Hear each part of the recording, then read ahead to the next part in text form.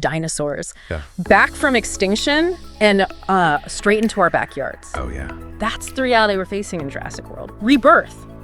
We're going beyond the wow factor of seeing these creatures again and looking into what happens, after the novelty wears off. Right? Dealing with insurance premiums after a Triceratops tips over your car, that sort of thing. Yeah. What makes this film so intriguing is that it fast forwards us past the initial shock of dominion. Dinosaurs aren't just a spectacle anymore, they're part of the global ecosystem. We see how humanity is trying to adapt, which, as you can imagine, is causing some serious friction. Yeah, I bet city planners are having a field day figuring out dino-proof traffic lights. So tell me, how does the movie set up this new world order? Well, first we're introduced to the Global Dinosaur Coalition, Okay. the GDC. They're essentially trying to do for dinosaurs what the UN does for nations.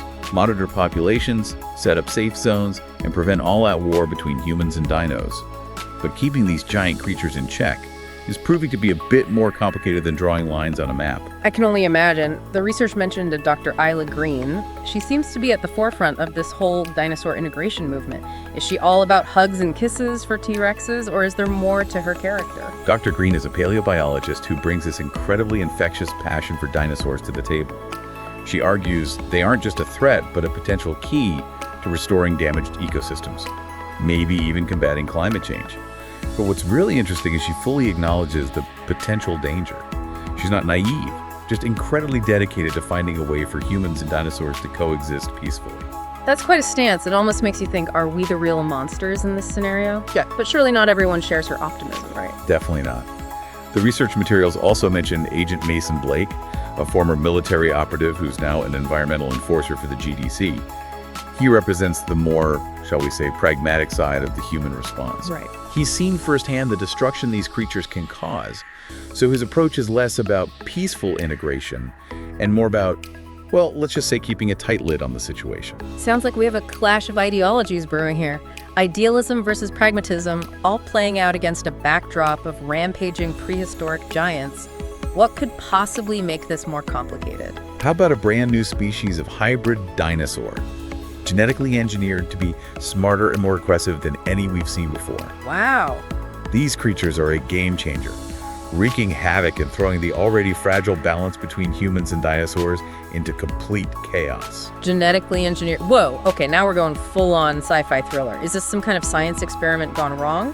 Or is there a more sinister plot at play? The film suggests it's not an accident. Apparently, some rogue factions within the GDC are working with corporations to exploit dinosaurs for profit and military gain.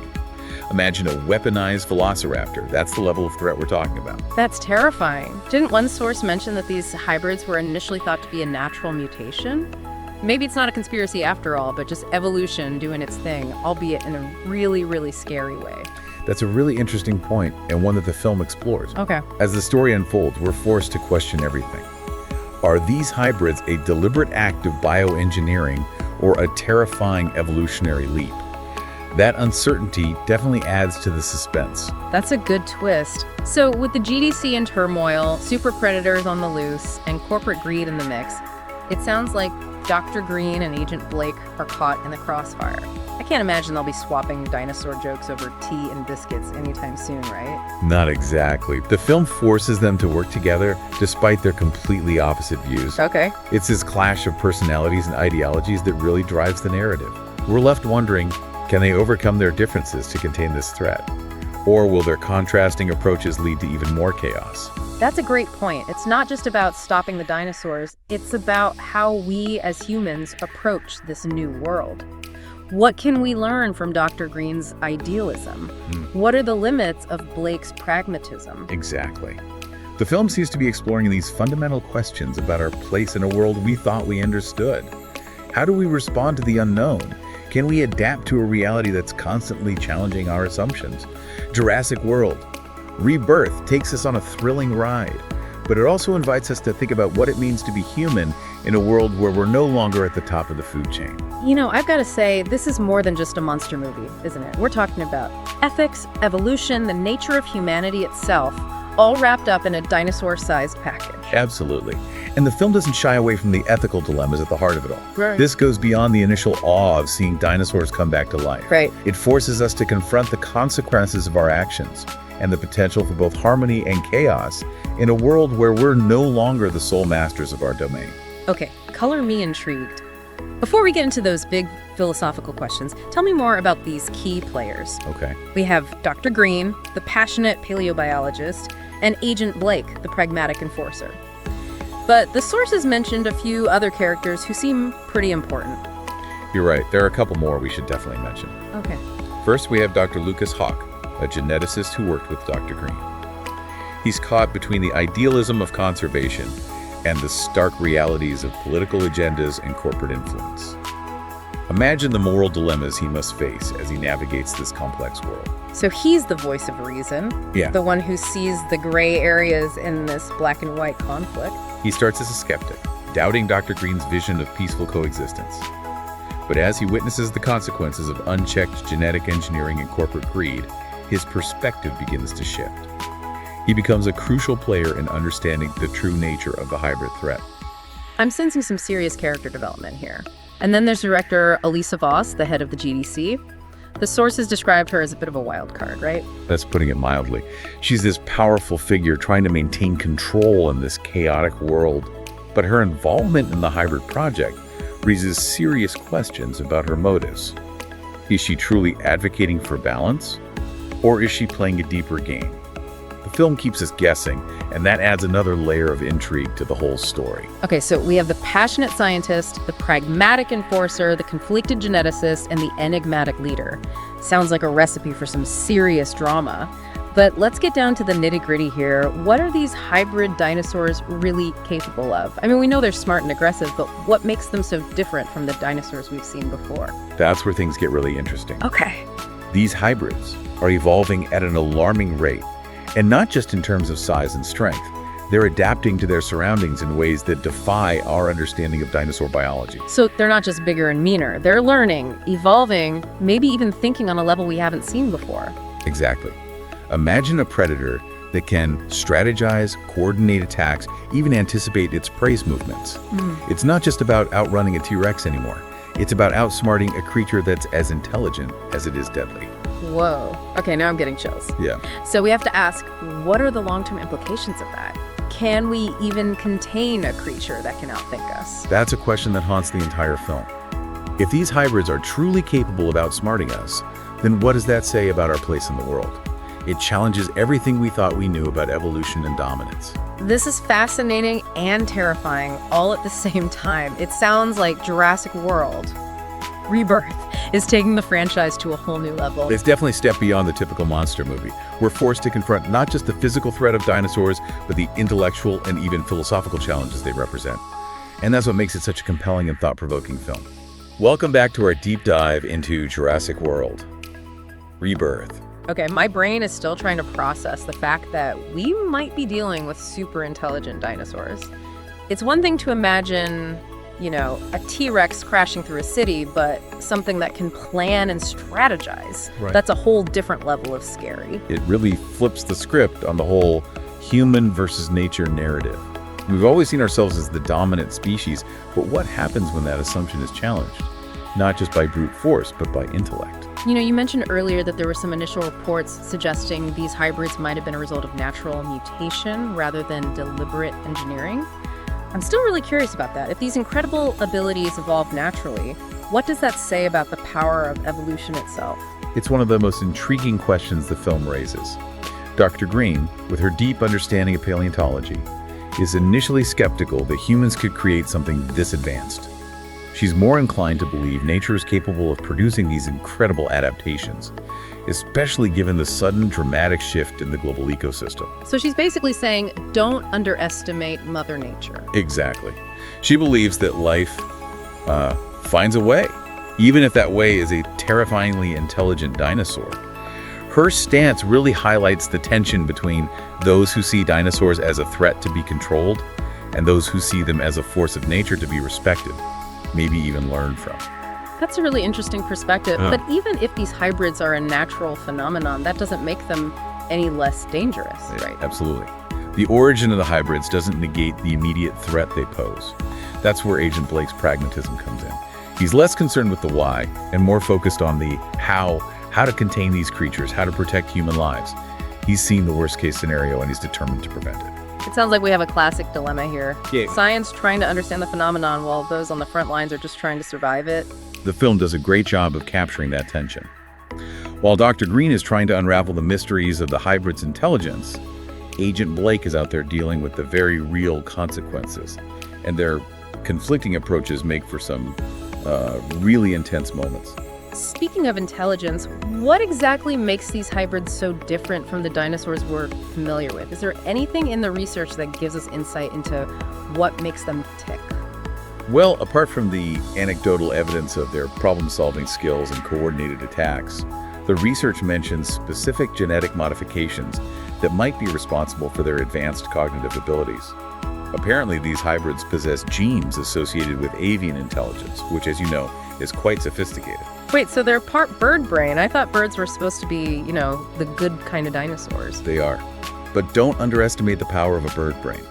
We're talking about creatures that can navigate complex migration patterns, use tools, solve problems, even recognize themselves in a mirror. Imagine those abilities amplified and combined with the predatory instincts of a dinosaur. Okay, now you're just messing with me. So they're not just physically superior, they have the brain power to potentially outmaneuver us at every turn. That's the chilling reality. These hybrids represent a level of intelligence we've never encountered before in the animal kingdom. And it forces us to ask some uncomfortable questions. What happens when the predator becomes the intellectual superior? Can we even comprehend, let alone contain, a creature that might be thinking on a level beyond our own? This is blowing my mind. It's like we've stepped into a whole new era of evolution and we're not even sure if we're ready for it. It's definitely a game changer, and the film captures that sense of wonder and terror perfectly. Yeah. We're witnessing something truly extraordinary, something that challenges our understanding of life itself. It makes you wonder, what's their ultimate goal? Are they just driven by instinct, or is there something more, something we might not even be able to grasp? That's the big question, and the film doesn't give us easy answers. Initially, their behavior seems driven by a primal need to hunt and survive. But as the story unfolds, we see hints of something deeper, a level of awareness and intentionality that's both fascinating and frightening. So there might be a method to their madness. They're not just mindless killing machines. Exactly, and that's what makes them so unpredictable, so dangerous. We can't rely on our traditional understanding of animal behavior. We're dealing with something entirely new, something that defies categorization. Okay, I'm definitely hooked. But we can't ignore the human element in all of this. What's the deal with these rogue factions within the GDC? What are they trying to accomplish by creating these hybrids? The film paints a picture of a world where power and greed have corrupted even those tasked with protecting us. These rogue factions see the dinosaurs, especially the hybrids, as a means to an end. So they're not just scientists going rogue. There's something bigger at play, some kind of conspiracy. It definitely goes deeper than just a few bad apples. We see hints of corporate involvement, shadowy figures pulling strings, and a lot of backroom deals that suggest a much wider network of individuals who are profiting from the chaos. Okay, now it's starting to feel like a spy thriller with a prehistoric twist. It's a brilliant blend of genres, keeping you on the edge of your seat as the mystery unfolds. Okay. You're constantly trying to figure out who's playing who, what their motivations are, and how it all ties back to these incredible and incredibly dangerous creatures. So we've got super intelligent dinosaurs, shadowy organizations, and a conspiracy that runs deeper than a T-Rex's footprints. What else can we expect from Jurassic World Rebirth? Because it sounds like we've only scratched the surface here. Well, remember how we talked about Dr. Green and Agent Blake being forced to work together? Yeah. That unlikely partnership becomes the heart of the story. They're thrown together by circumstance, forced to confront not only the dinosaur threat, but also their own deeply held beliefs. That's a dynamic I'm really excited to see play out. You've got the passionate scientist who believes in understanding, and the pragmatist who's all about action. I can already imagine the sparks flying. It's a classic clash of personalities, but it's more than just entertainment. Their relationship evolves as they face challenges, make discoveries, and ultimately learn from each other. It's a testament to the power of human connection, even amidst chaos. That makes sense. When you're facing something as extraordinary as a super intelligent dinosaur, maybe the only way to survive is to find common ground with the people around you, even if they see the world differently. Exactly, and that's what makes this film so resonant. It's not just about dinosaurs. Right. It's about us. about our capacity for both conflict and cooperation.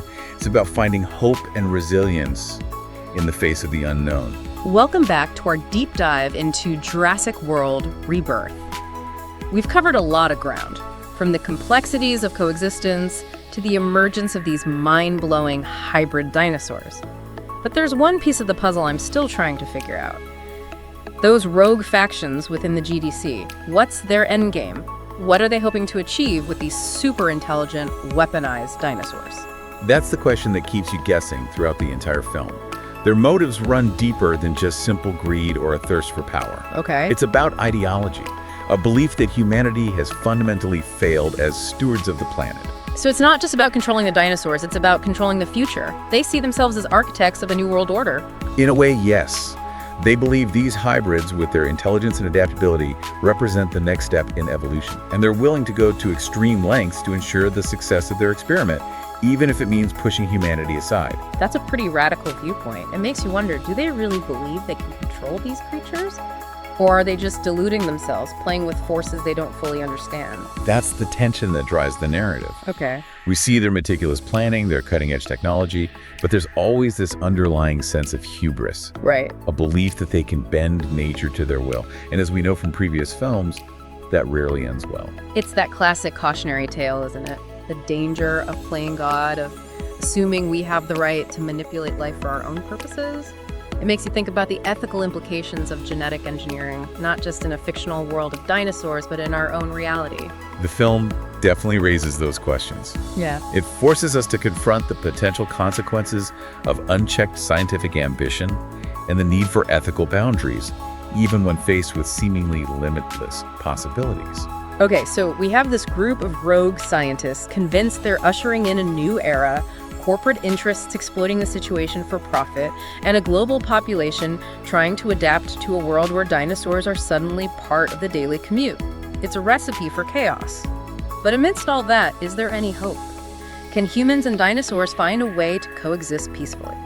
That's the ultimate question, isn't it? And I think Jurassic World: Rebirth offers a glimmer of hope. It suggests that coexistence is possible, but it requires a shift in perspective, a willingness to move beyond fear and towards understanding. That resonates with me. We've seen how Dr. Green's approach, her empathy and respect for these creatures, opens up possibilities that Agent Blake's more pragmatic, control-oriented methods simply can't achieve. Exactly. The film seems to be saying that true coexistence can't be built on fear or dominance. It requires empathy, a recognition of the interconnectedness of all living things, and a willingness to adapt to a world that's far more complex and unpredictable than we ever imagined. That's a powerful message, and one that feels particularly relevant in our own world, where we're facing so many challenges that require global cooperation and a recognition of our shared responsibility for the planet. It's a reminder that we don't exist in isolation. Our actions have consequences that ripple through the entire ecosystem.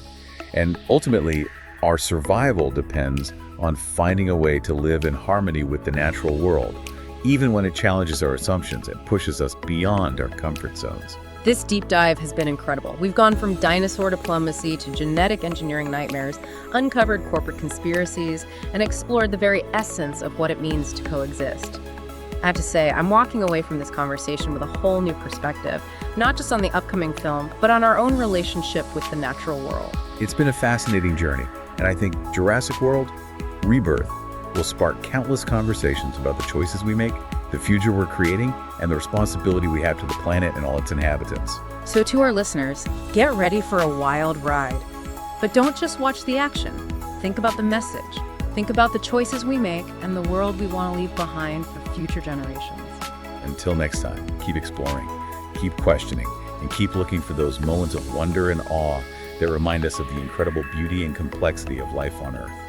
And that's a wrap. Thanks for joining us on this deep dive into Jurassic World: Rebirth. We'll see you next time for another exploration of the topics that matter most.